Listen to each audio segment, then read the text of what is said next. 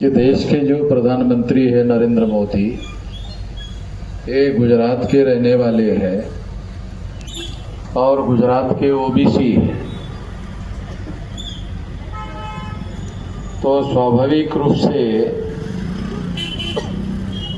लोग ये उम्मीद करते थे कि देश का प्रधानमंत्री ओबीसी है तो ओबीसी की जाति आधारित गिनती जरूर होगी।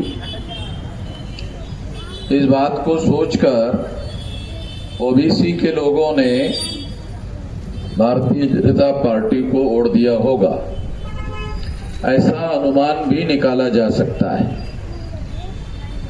परंतु 10 साल के बाद यानी 2 टर्म 5-5 साल की पूरी करने के बाद तीसरी टर्म है, नरेंद्र मोदी देश के प्रधानमंत्री है। ये बात अलग है, जब नरेंद्र मोदी को तीसरे टर्म में 272 सीटें नहीं मिली, 240 सीटें मिली, इसका मतलब है बहुमत नहीं मिला। तो उन्होंने दूसरे पार्टियों का समर्थन लेकर अपनी सरकार बनाने का काम किया। चाहे किसी का भी समर्थन लेकर क्यों न हो, समर्थन देने वाले बिहार के नीतीश कुमार भी ओबीसी है और चंद्रबाबू नायडू आंध्र प्रदेश के हैं। तो इन लोगों ने समर्थन देकर तीसरी टर्म में नरेंद्र मोदी को देश का प्रधानमंत्री के तौर पर स्वीकार किया।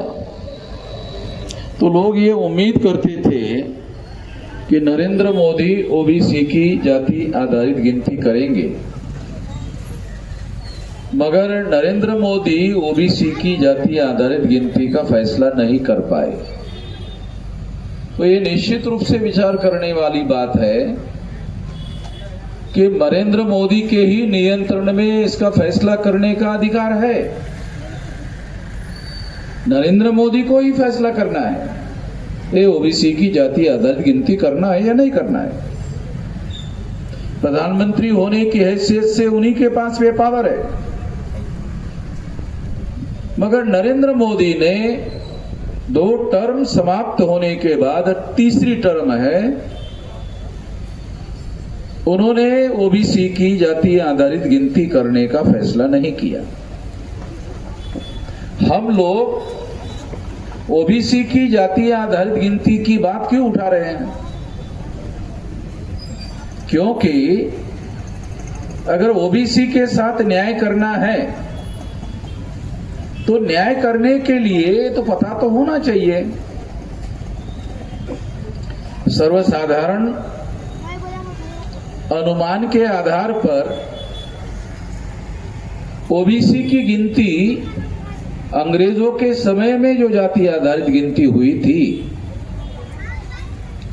यानी अंग्रेजों के समय में गिनती हुई थी और अंग्रेजों ने जाति आधारित गिनती की थी। देश आजाद होने के बाद देश का प्रधानमंत्री पंडित जवाहरलाल नेहरू हो गए, उन्होंने ये गिनती करना बंद कर दिया।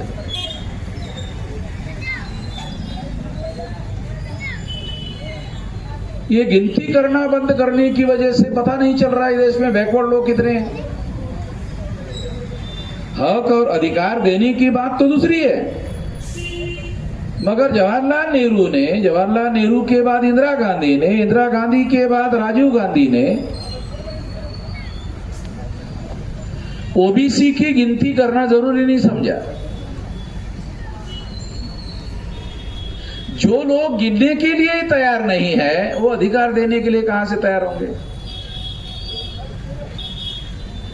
जो लोग गिनने के लिए तैयार नहीं है, वो अधिकार कहां से देंगे?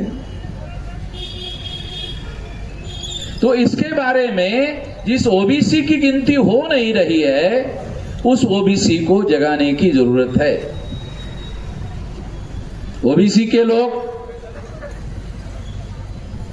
भारतीय जनता पार्टी को, नरेंद्र मोदी को वोट दे रहे, क्या उनको ये पता है कि भारतीय जनता पार्टी की सरकार और नरेंद्र मोदी ओबीसी का होने के बावजूद भी उसकी गिनती नहीं कर रहा है। क्या फायदा आपको स्टैंड देके?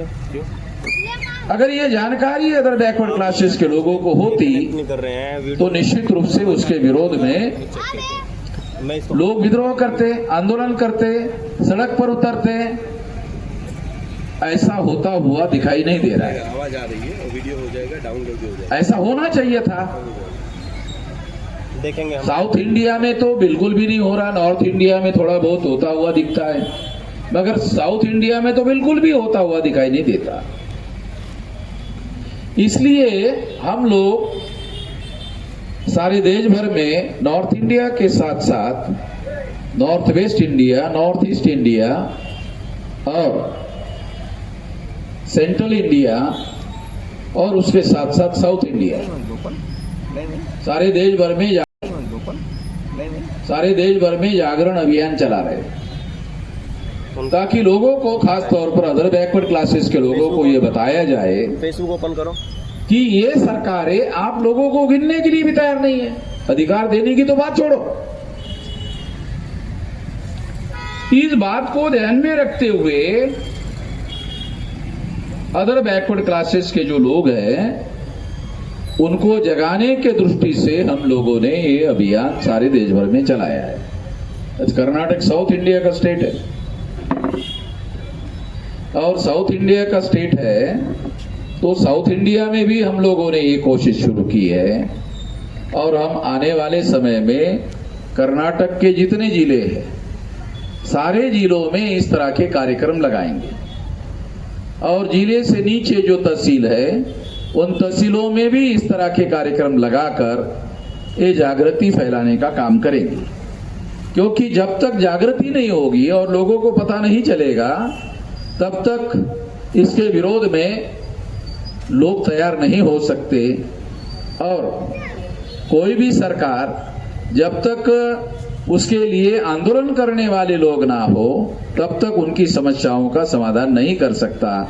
इस बात को ध्यान में रखते हुए हम आने वाले समय में पहले फेज में ये जागृति का अभियान सारे कर्नाटक में और कर्नाटक से नीचे आंध्र प्रदेश में, आंध्र प्रदेश के साथ साथ तमिलनाडु में, तमिलनाडु के साथ साथ केरला में भी इस तरह का कार्यक्रम हम चलाएंगे। इसके अलावा दूसरा विषय है वो है ईवीएम का। साथियों,